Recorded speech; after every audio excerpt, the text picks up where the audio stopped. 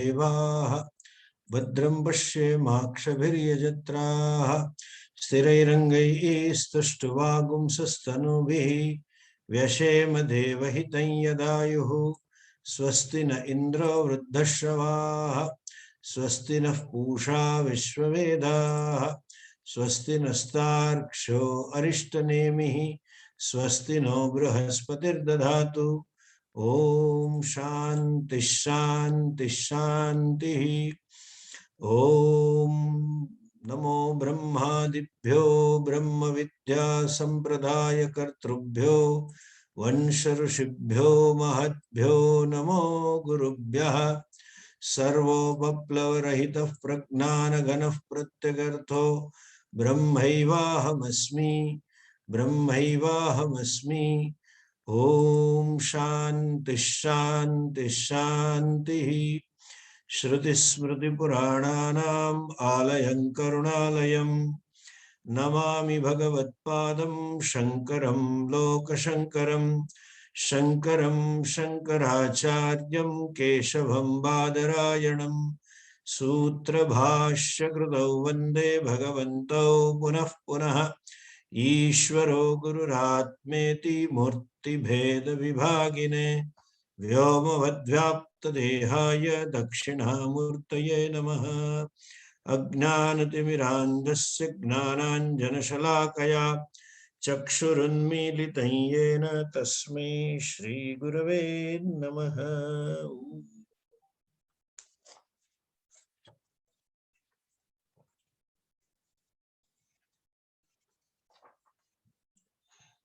दिव्यो ह्यमूर्तः पुरुषः दिव्यो ह्यमूर्तः पुरुषः सबाह्याभ्यन्तरो ह्यजः सबाह्याभ्यन्तरो ह्यजः अप्राणो ह्यमना शुभ्रः अप्राणो ह्यमना शुभ्रः ह्यक्षरात् परतः परः ह्यक्षरात् परतः परः। दिव्यो ह्यमूर्तः पुरुषः सबाह्याभ्यन्तरो ह्यजः दिव्यो ह्यमूर्तः पुरुषः सबाह्याभ्यन्तरो ह्यजः अप्राणो ह्यमना शुभ्रः ह्यक्षरात् परतः परः अप्राणो ह्यमना शुभ्रः ह्यक्षरात् परतः परः। It says, Shruti says, second line, Divyo Hyamurtaha. Amurtaha means Divyaha we saw, that which is self-revealing, self-effulgent. Amurtaha, that which is no form. Okay. And then consciousness is formless because Divyaha, and Purushaha. Purushaha means we saw that which is limitless, that which fills up everything, that which is the very substratum of everything. And then he says, Bahya Bhantaraha. It is Bahyaha, external, and it is Antaraha, internal. It is both outside as well as inside. Both outside, inside means the division of outside, inside is apparent. Like the space is within the pot and without the pot. It is inside as well as outside. This division of the space of inside, outside is apparent. So, because everything exists in Purusha, just as the very pot exists in space, therefore space is inside as well as outside. So also the upadhis, all the bodies exist in consciousness. So we say it is inside the body and it is outside the body also. So, in the next line, the word is ajaha. Ajaha means that is unborn. That has 2-3 meanings. That which is not born at all or not subject to birth, that can be not subject to death also. Okay. See, birthless can be something which is non-existence. Okay. Like Vandhyaputraha, the son of a barren woman is unborn as well as it is deathless. But here when the Shruti says Purushaha, it is limitless. That is existence. Divyaha, self-revealing, self-existing fact. Therefore, the another meaning of unborn is it has no birth at all, meaning it has no cause. Unborn means it is causeless. It is the very cause of everything else. Whatever is caused by this vastu. Okay, Amurtaha Purusha. That Purusha is a cause of everything, and by itself, it is causeless. This is one meaning. Okay, when the birth can be by itself also, when it is from within itself, no, that is also not there. And there is the consciousness being formless, it cannot have birth by itself, nor neither given birth by somebody else, caused by something else, nor it causes itself to be something else. It has no its own modification. Being limitless, being formless, is not subject to any modification to cause a new birth, cause something new, and that is called birthless, causeless, amur ajaha, unborn. And when you say unborn, that means najayate, it is never born. That means it is not subject to death also. There is no death, and when there is no birth and no death, all the Shad Vikaras, Asti, Vardhate, Viparinamate, Apakshiyate, all sixfold modifications that we saw in Tattva Bodha, they are missing. There is no vikara, there is no modifications, any kind of vikaras in it, and that is why ajaha. Okay, so by saying ajaha, Shruti negates all forms of changes such as birth, death, maturation, degeneration, etc. That is negated. Now, this is the Shruti knocks out all that what I think I to be. I take myself to be limited. Then Shruti says limitless. I take myself to be formful. This is my form. I am man or woman or human being or Brahmana, Kshatriya, etc., Indian, American, etc. That is negated. It has no form.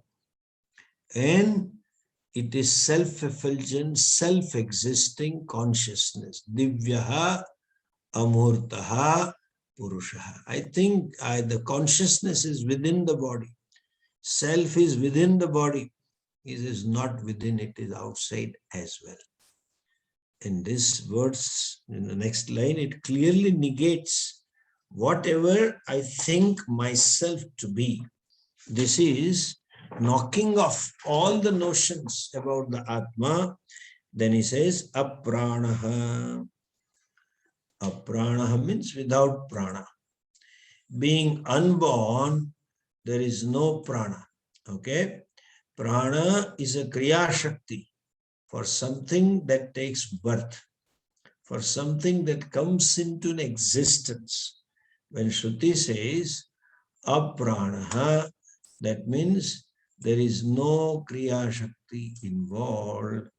It is that prana which energizes the body. Prana that is responsible for all physiological functions. Then it says it has no physiological functions, so it is apranamaha. Shankaracharya ji says, avidyamanaha kriya shakti vedavan chalnatmaka vayu yasmin na asau apranamaha. This prana, kriya shakti, chalanatmakam is missing. And when there is no prana, obviously it has no death. When a person dies, in a typical Indian languages, all English languages, it is said, pran chale gaya, pran nikli gaya, prana has gone, but then it is apranaha. So that means there is no going of prana. No. That when you say that, the aprana word, as Shankaracharya mentions, it can be interpreted in two ways. The traditional example they give, Devadattaha aputraha. Aputraha means doesn't have a son. Devadatta has no son. That can be said two ways. Either Devadatta is not married, or if he married, he has no son. One. Or it can be said, he had a son. Devadatta once was Saputraha. He had a son, but somehow the son died in some accident or something. And therefore now Devadattaha aputraha. It can be aputra now. Similarly, is Atma apranaha because it has died? It was pranavan and then it died. No. Apranaha, apranavatvam, the status of not having prana is not like the status of a Devadatta who had an only son and he died. Therefore, Devadatta is called aputra. Some Atma didn't have prana and had prana and it lost, and therefore it is called aprana. No, it is the first category. Devadatta has no son at all whatsoever. So Atma is aprana. There is no Kriya Shakti. And then he says, amanaha. There is no manaha. Manaha here is in a sense of antahkarana. Okay? So it means manas, buddhi, chittam and ahankara. So when Shruti says amanaha, there is no ego, ahankara in Atma. Ahankara means technically, we have seen, kartrutvam, bhoktrutvam, ahankara. The status of being doer, the status of being enjoyer, that is not there in self. Self is neither doer nor enjoyer. Amana, ego is not there. Then manaha, mana, buddhi, chittam, ahankara, antakarana. Amanaha means antahkarana rahitaha. It has no antahkaranam. When there is no antahkaranam, all the four faculties are not there. He says, sankalpadhyatmakam manaha nasti. The doubts and volitions, decisions, emotions, instinct, that mind is not there. So there are no doubts, no volition, no instincts, no emotions, anatma. That means it is negating. In Atma means in me. That means when I say, oh, I am not happy, I am depressed, I am low, they say, I am low. You are never high, except you had something. When you take something, you become high. Otherwise, all the time you are low only. So that low and high is not there in consciousness. Apranaha, amanaha. Then, aneka gnana shakti vat, aneka gnana shakti bhedavat. Avidyamanas. Buddhi is also not there in Atma. Atma is amanaha means free from buddhi, free from manas, free from ego, and free from chittam. So there is no knowledge. Vaishayika gnanam nasti. As you know, various expressions of knowledge and emotions, doubts and errors and memory also is not there. Achittaha. So the various expression of manas means knowledge, emotions, memory, and ego. All the four are not. None of them are there in Atma. That means I am free from all this. I am free from any kind of this. All see what haunts the people, what causes dukkham to people is those memories, and more so unpleasant memories. And then somebody has done something, somebody is too pushy and just got the things done in his or her own way. The other person just gives up. He or she is bothering me, boggling my head, and there is no point in arguing. The other person is not going to listen.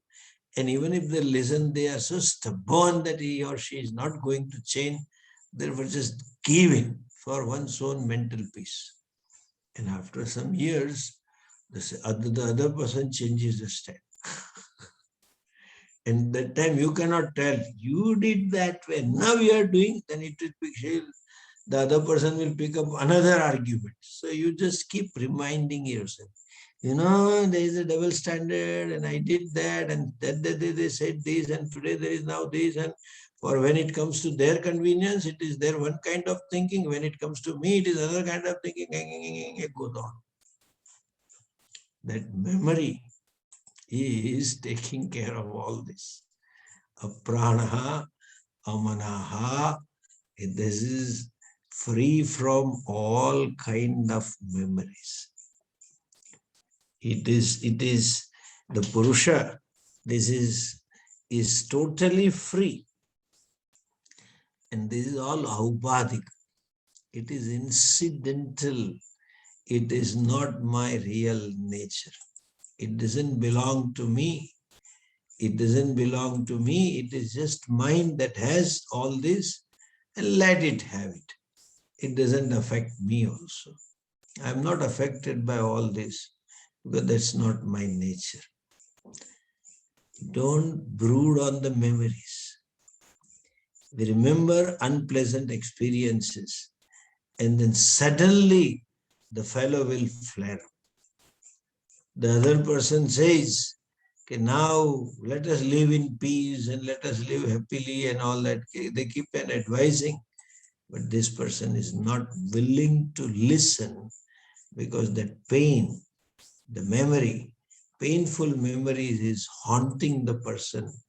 And since it is haunting, it just comes out any time in a similar situation.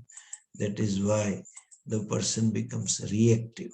Suddenly that person becomes angry. Suddenly that person becomes, erratically he or she behaves, all because of pain. Remember, it doesn't belong to me. I, the consciousness, is free from all these memories.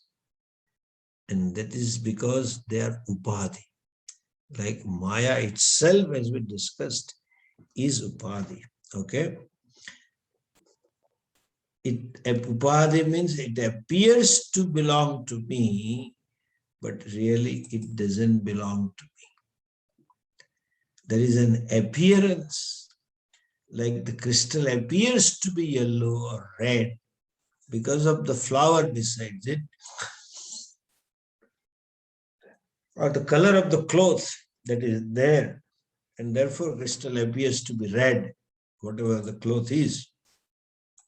But crystal itself doesn't have any color. It is aupadhikam. It is naimittikam.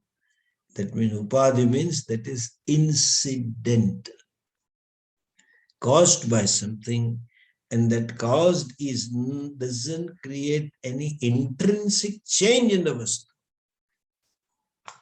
That crystal doesn't undergo any change intrinsically. Crystal remains colorless, but it has an appearance of being of given color.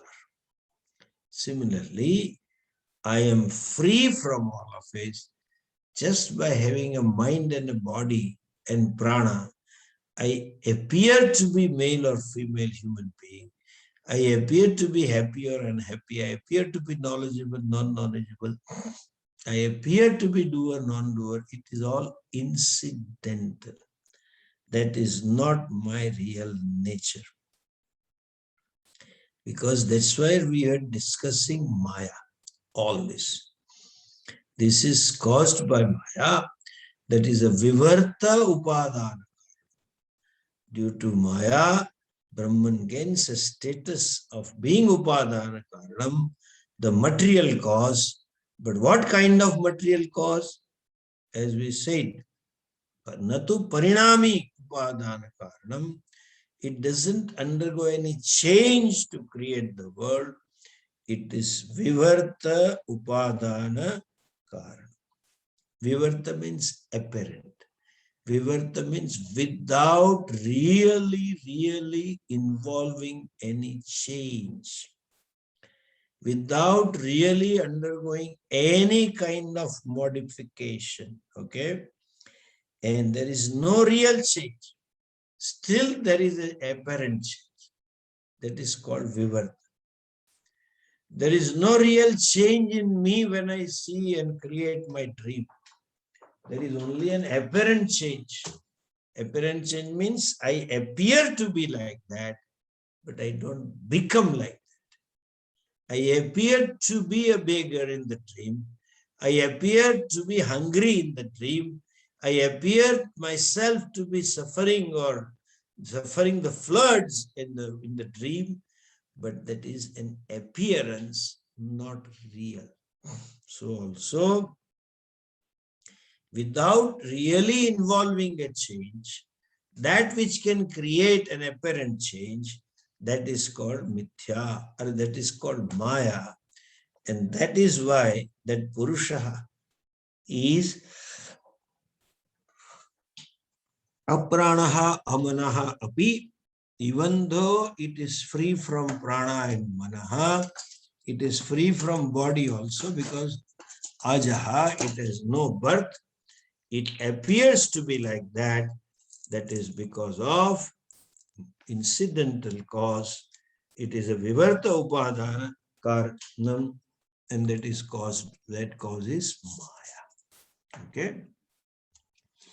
The status is vivarta upadana karanam. Vivarta means a change without involving intrinsic change. Swarupataha, no change at all. A change without involving real change. There is no real change at all. That is called Vivarta Upadana Karanam. So, Maya Upahita Chaitanyam, Maya Upadhi Yukta Chaitanyam, Brahman becomes Vivarta Upadana Karanam for this Jagat. Now, therefore, Puja Swamiji used to very beautifully say, okay, whenever you read any Sahasranama or Ashtotarnama, Om Shivaya Namo, Maheshwaraya Namo, Shankaraya Namo, Pinagine Namo, Shashishekharaya Namo, Vamdevaya Namo, Virupakshaya Namo, etc. Shiva or Krishna, both names will be there. What kind of both names, you know? So there will be names referring to Saguna aspect, and there will be names referring to Nirguna aspect. Vishwam Vishnur Vashatkaro Bhuta Bhavya Bhavat Prabhu Bhuta Krit Bhuta Vridbhavo Bhutatma Bhuta Bhavana Bhutatma Paramatma Bhutatma Paramatma. These are all Nirgunam, pure self, pure consciousness. Bhutam means pure consciousness. Atma, it is pure consciousness, etc. Both these names are there, and it may be some from incarnation, you know, from like Shivaya Namah, Shankaraya Namah, Pinakine, Shashishekharaya Namah, Vamadevaya Namah, Virupakshaya Namah. Shashishekara means one who is a crescent moon as its crown. So she say Pinakina. Pinakin means Pinaka means bow. One who wields the bow called Pinakapani. So Shivji also is called Pinakapani. So various names are there, Saguna as well as Nirguna. Why it is same?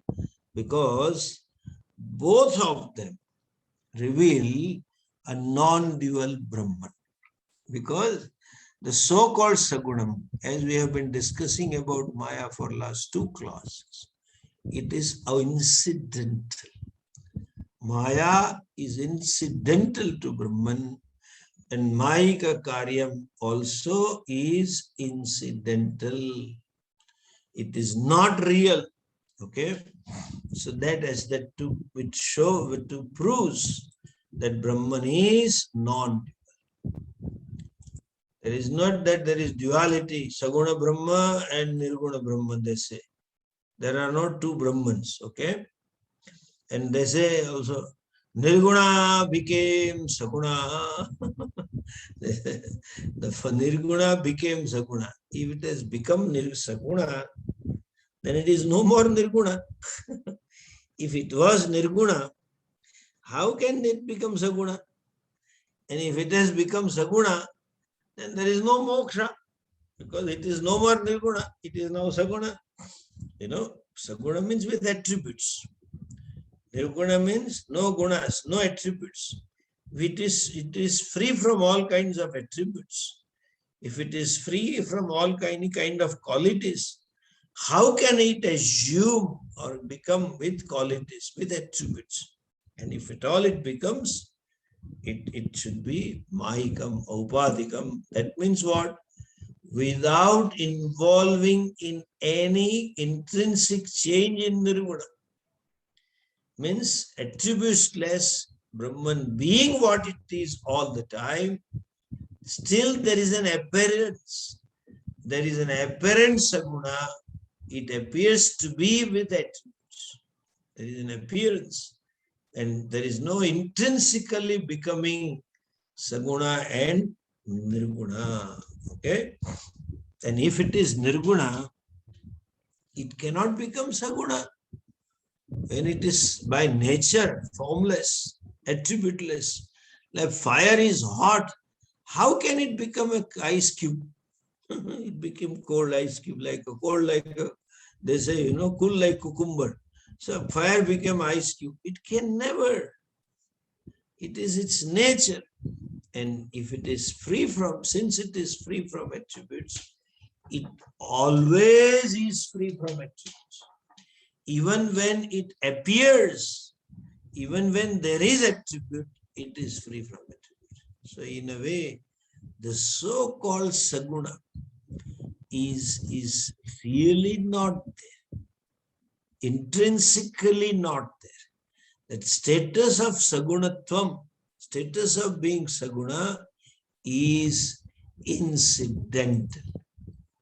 Incidental means it is as caused by Maya, which itself is incidental. Because of Maya, it gains the status of sagunatvam. Otherwise, it is not even saguna. When it is free from attributes, it always remains free from every attribute. And to clarify that it is not saguna in any which way, to emphasize this point, there is next sentence.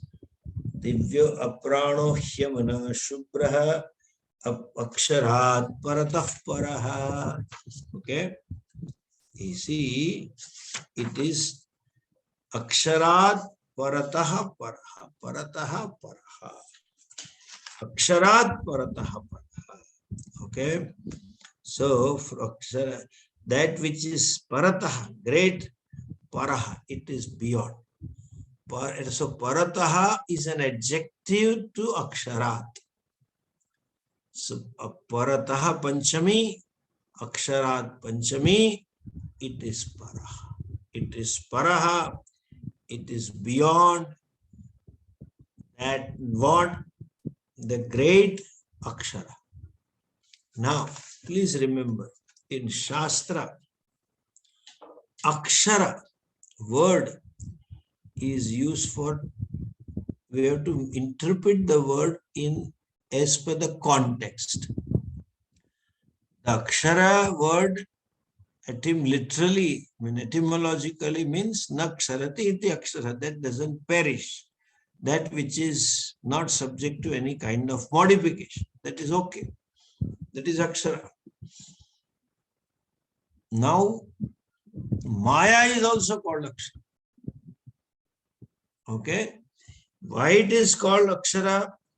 Because it is not subject to death. It doesn't come to end. Naksharati, na vinashyati iti aksharaha.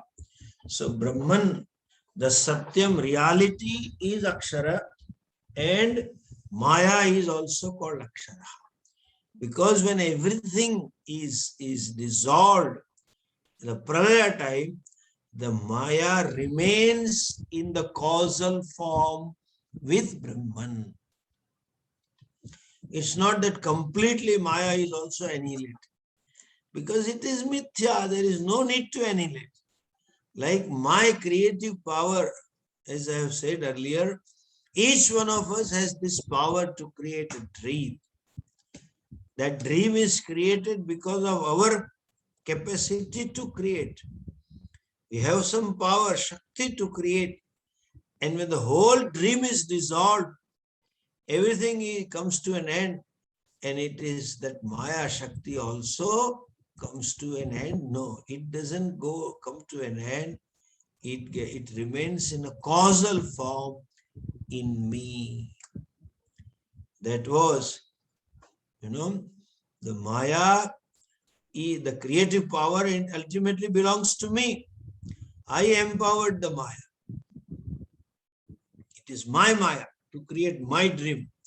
But then it doesn't get destroyed completely. It doesn't perish totally. When I wake up from the dream, it remains within me in a causal form.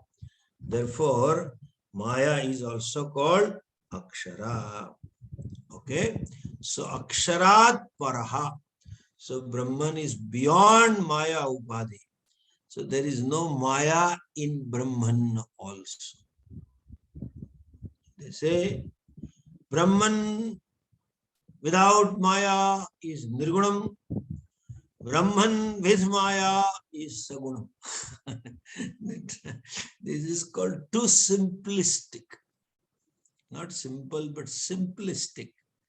This is not the case. Maya is Mithya. Where is Maya with Brahman? How can there be summation or addition of one real and another unreal? Mithya, Brahman plus Mithya, or Satyam Brahman plus Mithya, Maya is what? Ishvara. They give this equation. No. There is no Satyam Brahman plus Maya, because Maya continues to be, Maya is Mithya, but it is called Aksharam because at the time of Pralaya, it continues to remain in the causal form, and therefore it is called Paraha. Paratah Paraha. Because everything goes back to Maya, therefore it is Paraha. But Maya itself depends on Brahman. The very existence of Maya is caused by Brahman. Without Brahman, it doesn't have any kind of existence, and therefore it is called Parataha Paraha. Maya is an Upadhi, which is Mithya Upadhi, which can never ever bring an intrinsic change in the Vastu, namely the Brahman, and therefore it is called Akshara. In the 15th chapter also, not only in this Upanishad, in the 15th chapter, the Akshara word is used for Maya.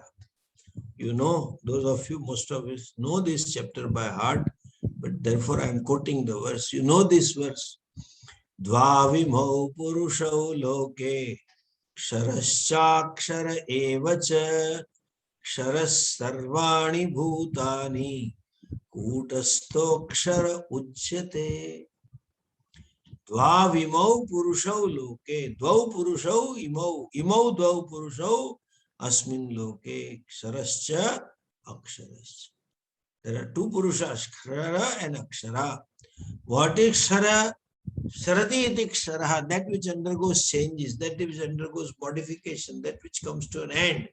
The entire Jagat, world of objects and beings and emotions, it is all Kshara. What is Akshara? Ksharas sarvani bhutani Dvavimau purushau loke ksharascha akshara evacha ksharas sarvani bhutani kutasto akshara uchyate. That kutastha, Maya Vanchana, is called Akshara Purusha. So, and it is great or Supi, it is great Maya. Why great Maya? Because everything dissolves back into Maya at the time of Pralaya. And therefore, it is called Akshara Paratah Puraha. Okay, listen this. We look upon the Vastu, we look upon the Satyam, or we can say we use the word, we look upon this Purusha in that reality in twofold way. What is the twofold way reality of it? That one is a Purusha or the Chaitanya, not bound or limited by time, space and objectivity. Any which way, it is unlimited. So, and the other one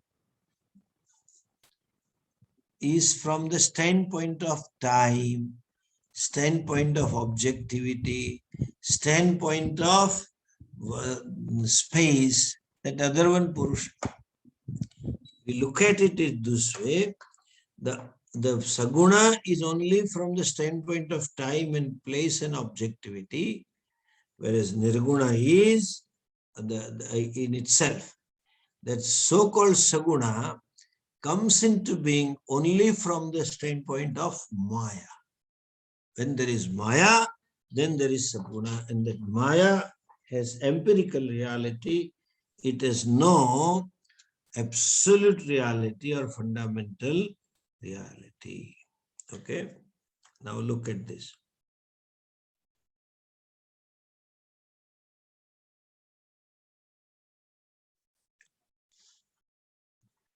In this sentence, as we said, Purusha, etc., I talked about Mahavakyas. In this Mahavakyas, why we have to talk of two realities? Because Shruti says so. The question comes, why does Shruti say so? That I will tell you little later. Shruti says, Sarvam khalu idam brahma nehanana asti kinchana. Sarva bhutastamatmanam sarva bhutani chatmani ikshate yoga yuktatma sarvatra samadarshanaha, etc., etc. Shlokas are there and mantras are there also. Okay. What is Sarvam Khalu Idam Brahma? All that is there is Brahman.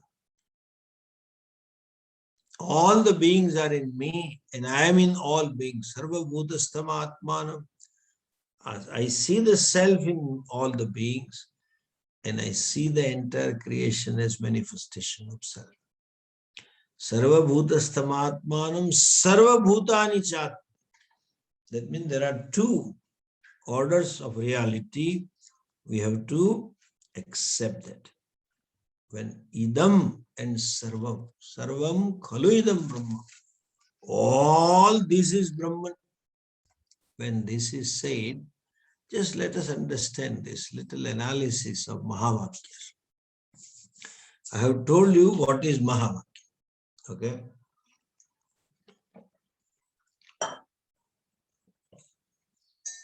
How to interpret the meaning? What is the exact meaning of this word? One should know.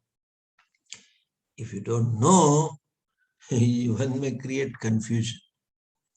Like a classic case of Bhagavad Gita shloka, people say this.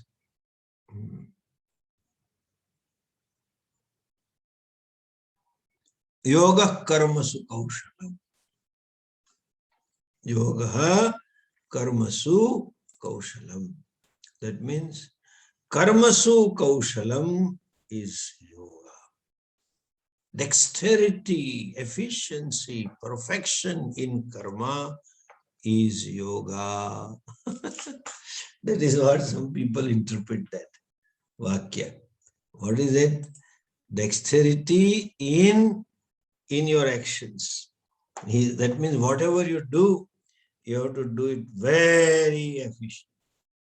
And when you do it efficiently, you are a yogi. Oh, that means if I am a yogi, the yogi must be efficient. That's not the meaning. Karmasu yoga iti kaushalam. Not karmasu kaushalam iti yoga. Dexterity in action is not yoga. Okay, yoga in action is dexterity, is efficient, is success. Similarly, sarvam khalu idam brahma, everything indeed is Brahman.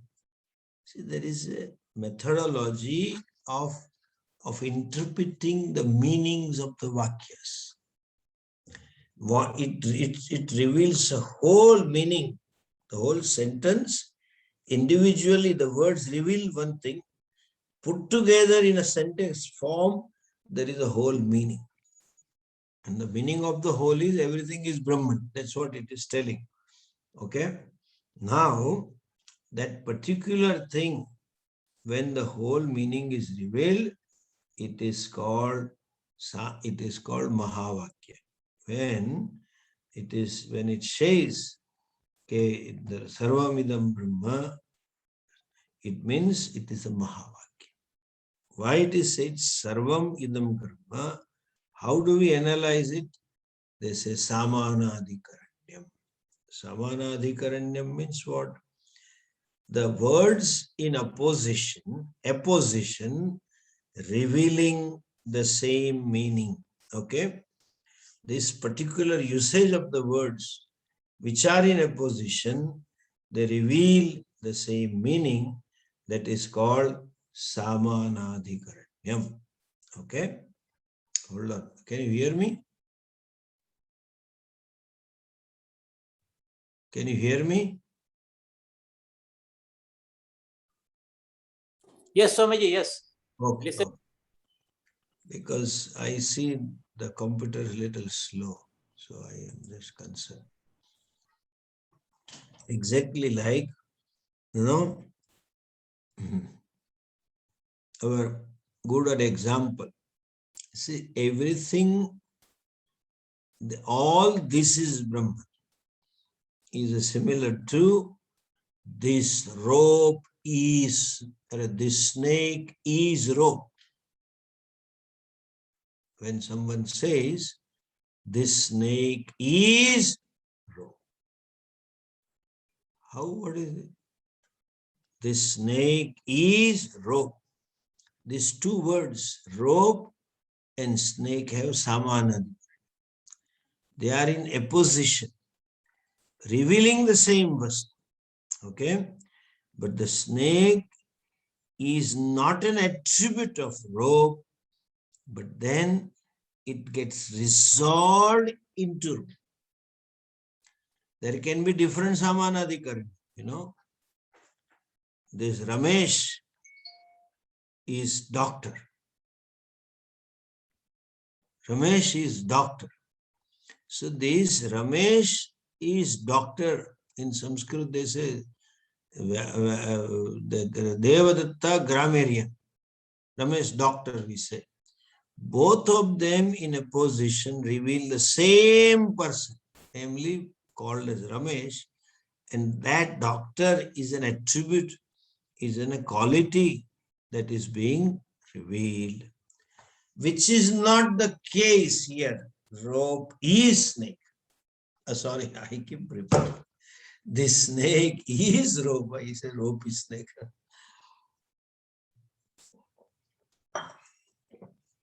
Rope is snake. is one sentence, but the snake is rope. When I say snake is rope, the snake gets dissolved into. It's not an attribute of the rope. Devadatta, doctor. The doctor is an attribute to Devadatta. It qualifies Devadatta. Similarly, when you say the snake is rope, snake doesn't qualify the rope. Snake dissolves or snake disappears. That is called Badhayam Samanadi. Badhayam means one is no more an attribute or adjective or adverb to a given word or a sentence, but it gets dissolved into that. Rope gets, or a snake gets dissolved into the rope. Now, everything is Brahman when it is said. Why don't you say this is Brahman? Like, what, rather than saying this snake is rope, you should simply say this is rope. Yes. Shruti should say this is Brahman. But why do it say everything is Brahman? Indeed Brahman. That means you are accepting the everything. No. Listen. If the student had asked, what is this? Then the teacher would have simply said, this is rope. But the fellow has already concluded that this is snake.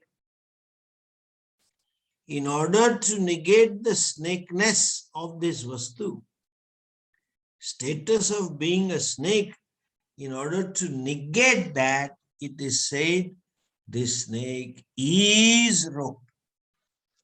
Okay? You are that. The Jiva is Brahman. Or the Gujarati, Jiv is Shiv. You know, they made a pras. Jiv, Shiv, Shiv. That means what? Jiva is dissolved as though, not physically, psychologically, or I would say cognitively, Jiva is dissolved into Brahman. In other words, the very existence of Jiva is only and only because of Brahman. Otherwise, Jiva doesn't have any kind of existence of its own. Like the snake doesn't have any kind of existence of its own. Snake is because the rope is. Snake is 6 feet long, the rope because rope is 6 feet long. That is called Badhayam Samanyadhikaranyam. Or our common example, the pot is clay, ring is gold, you know, earrings are gold. That means what? The word earrings, the word ring gets dissolved into gold. You understand? It's no more exist. It is not like that Devadatta is a grammarian. Is Devadatta grammarian? This fellow professor. It is not an adjective or adverb to that given sentence, but it is negation. Generally, Samanadhikaranyam is used as an adjective to the very substantive. The substantive is more qualified by using such these words. The substantive is qualified by using some adjectives. Here, substantive is not to be qualified. It is to the what is there in your mind is to be dismantled, is to be dismissed as the very substantive. Okay, that is Badhayam Samanadhikaranyam. So, Jagat is mithya, similar to rope and snake, and there is no snake from the standpoint of view of the rope. Therefore, you say there is rope is snake, because there is a Bhranti of the snake And to remove that Bhranti, we have to say snake is. We'll see something further in the next class. Om Purnamadah Purnamidam Purnat Purnamudachyate Purnasya Purnamadhaya Purnamevavashishyate. Om Shanti Shanti Shanti. Hari Om. Shri Gurubhyo Namaha. Hari Om.